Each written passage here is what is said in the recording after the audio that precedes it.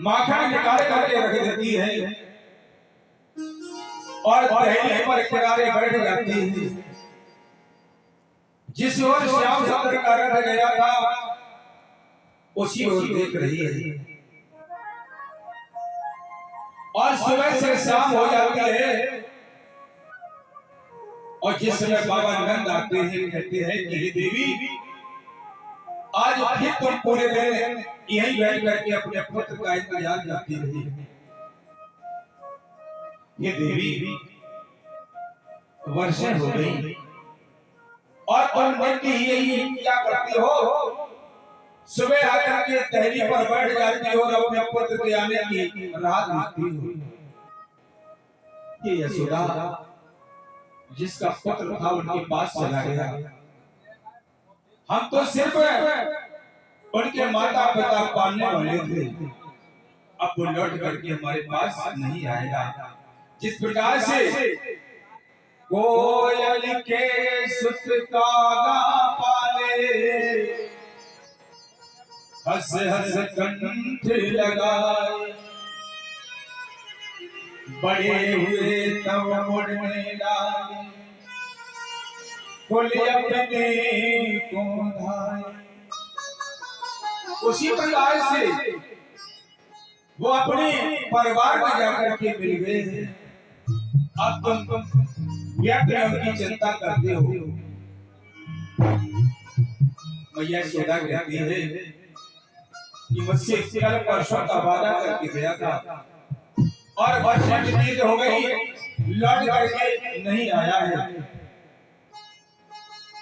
रात में ये सपना देख रहे थे, उसी समय जब आग खुलती है उठकर बैठ जाते हैं। सवेरा हुआ, भगवान कन्हैया ये सखा है, कृष्णी नाम प्रबलोमती, कृष्ण से सहता सखा, शिष्यो बृहस्पति साक्षात् उद्भवो मुद्र सत्तम। ये राजन उद्धव विश्ववंशियों में श्रेष्ठ श्री कृष्ण के भक्त है, गुरु बृहस्पति के शिष्य है, जो बुद्धि में बहुत ही श्रेष्ठ थे। उद्धव जी आकर के कहने लगे हैं श्याम सुंदर, तुम्हारी आंखों में आंसू, ऐसी कौन सी बात है जिसकी वजह से तुम्हारी आंखों में आंसू? आज भगवान कन्हैया ने जवाब दिया कि उद्धव, आज मुझे मैया यशोदा को मैंने सपने में देखा, मेरी ये मैया यशोदा बूढ़ी हो चुकी है, अब उससे चला नहीं जाता है। और मैंने देखा कि दहलीज पर बैठ करके अपने पुत्र के आने का इंतजार करती है, और मैं कल परसों का वादा करके आया था, लौट करके वापस नहीं गया।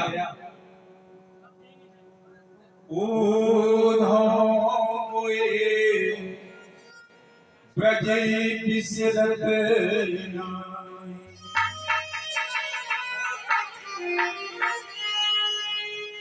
मुझे ये पृथ्वी आगे बार बार उठाते हैं, तुम नहीं जानते हो। जिस वक्त मैं गलियों में खेल खेलने के लिए जाया करता था और शाम हो जाती थी, बाबा नंद गलियों में मुझे ढूंढते थे, कहते थे श्याम सुंदर तुम कहाँ हो? अब तो शाम हो गई, अब तो घर आ जाओ। और मुझे ढूंढ करके बाबा अपने कंधों पर बिठा करके लाते थे कि मेरा लाल खेलते खेलते थक गया है। ऐसा करो, एक बार तो मेरे कहने से ब्रज में चले जाओ, वहां की दशा को देख करके आओ।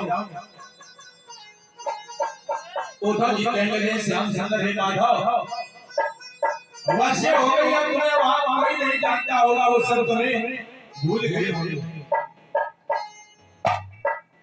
पर मैं जानता हूँ सब कोई भूल सकता है, लेकिन मेरी मैया यशोदा मुझे नहीं भूल सकती है। मेरे कहने से जाकर के तुम इतना कहना, ओ मैया को सुनियो तेरा दुख पावे। मुझे याद आता है जिस समय सवेरा होता था मैया मुझे जगाती थी, गर्म नीर से मुखड़ा धोए मुझे अचरा पोछे बिठावे। मेरी मैया यशोदा गर्म जल से मेरा मुख धोया करती थी और अपने अचरा से मुख पोंछ करके मुझे बिठाती थी। और जब से मैं आया हूँ माखन रोटी को नाम न जानू। एक मेरा नाम था कन्वा कह के मुझे कोई ना बुलावे। काना कहकर के मुझे कन्वा कहकर के आप कोई नहीं बुलाता है। और जब मैं गलियों में खेलने जाता था कोंगली पकड़े बाबा नंद गलियन मोई घुमावे।